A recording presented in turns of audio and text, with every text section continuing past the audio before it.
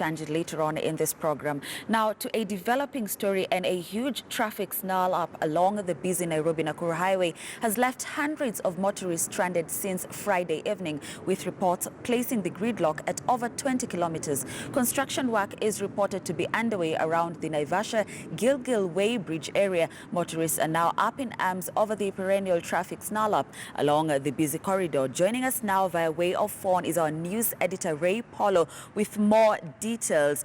Good morning, Ray. Certainly not a very good morning from the Nairobi-Nakuru highway, but just paint a picture for us of how long this snarl-up has been, Ray, and what exactly is the issue. Good morning, Grace. Well, certainly not a very good morning for commuters who had plans for the weekend. It is the first weekend since the schools closed, and it is Saturday, where people are heading to different destinations for different activities, including weddings and burials, like such as us who are going to mourn with a colleague who lost a mother. And now we're just around the Way Bridge area, where we've seen trucks and trucks on end. You can't even seem to see the end of the vehicles from where we began, just around the branch to the Great Rift Valley Hotel near Calgary in Naivasha area. Way past the Way Bridge area, there are trucks that have been on the road from the drivers we've spoken to from as early as yesterday around 5 p.m. Some commuters saying they boarded the 9 p.m. vehicles heading to the western part of the country. Some are going to Kisumu, others we've spoken to are going to Bondo and different parts, including Nakuru. And at this time, they seem not to be really having any idea, especially from the authorities, about what's happening. But with reports that we are getting is that there's a section of the Way Bridge area that the trucks often use that is under construction, under repair, and that has caused such a huge snarl-up. And some vehicles, are applying the route not just to Nakuru, but way past the Kenyan border, like the people traveling. I spoke to a truck driver who is doing the Mombasa, Uganda, and even the Zambia routes. We've spoken to several of them, and they seem not to really even know what to talk about, because there hasn't been any communication to the commuters or the drivers, and there hasn't been any help. But at least there are some hawkers drawing to the vehicles of these now so-called clients, the commuters who've turned to be clients. And you can see people who are traveling with families really, really agonizing, with the children so uncomfortable and so much inconvenience that the children are not even playing. I mean, they're so sad, tired, they don't know where they are. It is such a very sad situation in such a time that their expenses are rising, because at some point they will be needing lunch and the like. So, Grace, it's a very, very, very slow morning for commuters who had plans for the weekend.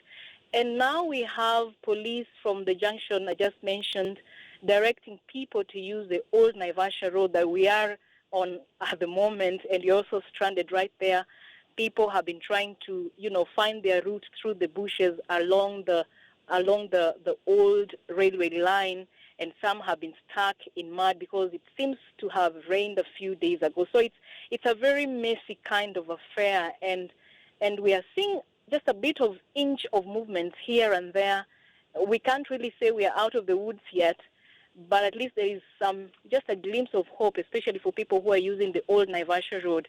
How long this will take, we are not so sure about, because we can't seem to be seeing any police officer around this side of the old Naivasha Road, Grace. Where exactly are you now? And also, is there any solution in sight, Ray? Because a piece here by our colleague Anthony Gitonga from Naivasha, he says he spoke to one of the senior police officers who say they blame it on lack of discipline and impatience, saying it has caused all this problem, Ray. But they say that they're doing all they can to help in the flow of traffic. So where exactly are you, Ray? And is there any solution in sight? Yes, we are somewhere near the Way Bridge side. I'm certainly not so sure how this place is called, but we are right in the bushes. If our viewers are aware of the old Naivasha Road, we are using that road trying to get our way back to the main highway, that is the Naivasha-Nakuru highway. But even now, there is a lot of indiscipline as you have mentioned, people doing overlapping even in the bushes. People are just driving without any knowledge of they're desperate to get away out of this market situation. And you've seen people getting stuck because they don't know where to follow. Yes, I don't know whether there is any sort of help from the government side or the authorities, because where we are, there is not a single police officer uniform that we can spot. But from the side that we joined the road on, from that junction I mentioned earlier, there was some 5 or so policemen. And they just told us that they're in communication with their colleagues. In fact, earlier in the morning, around towards 7, they were not aware really of exactly what was going on at the other end of the weighbridge. But later on, we got the information that there is that section that is under repair. And every time people see quite a bit of snarl up, they tend to overlap. And this is a situation that was witnessed some 3 or so years ago, where there was such a jam that took nearly 9 hours to just clear the road between almost the same section of the road. So I'm not so sure whether agencies will come to the rescue of commuters and people who are using the road at this moment. It's very sad. I mean, we are seeing people gathering from the villages just to watch. It's kind of a drama, like vehicles moving. Just anybody who's spotting any space is using a space to move, even if it's an inch of a movement. So it's really a desperate situation, yes, and that indiscipline might cost us even more time on the road, Grace. Indeed, Ray, thank you so much for speaking to us concerning that developing story.